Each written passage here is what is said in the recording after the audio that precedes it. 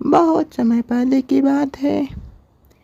एक पत्नी और एक पुलिस ऑफिसर दोनों बहुत खुश हुआ करते थे।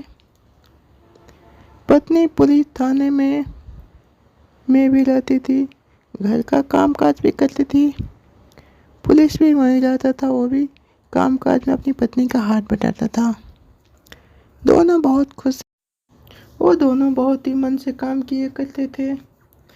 पुलिस थाने में दोनों की जोड़ी को बहुत पसंद किया जाता था और दोनों एक दूसरे के लिए बहुत प्रेम करते थे।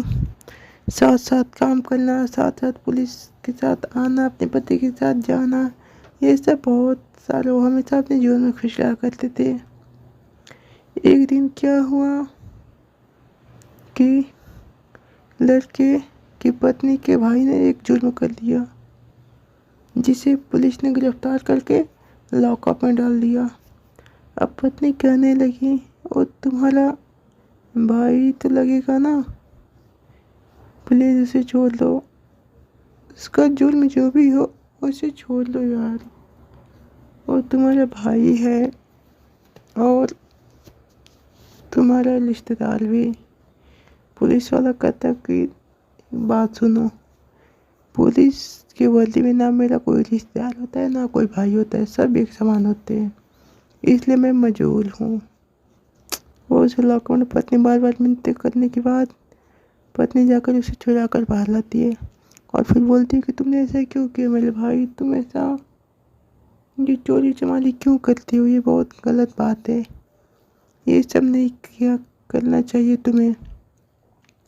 पुलिस वाला भी समझाता है कि मुझे माफ़ कर देना, क्योंकि मैं कानून के हाथ में मजबूर हूँ, मुझे तुम्हें अरेस्ट करना पड़ा।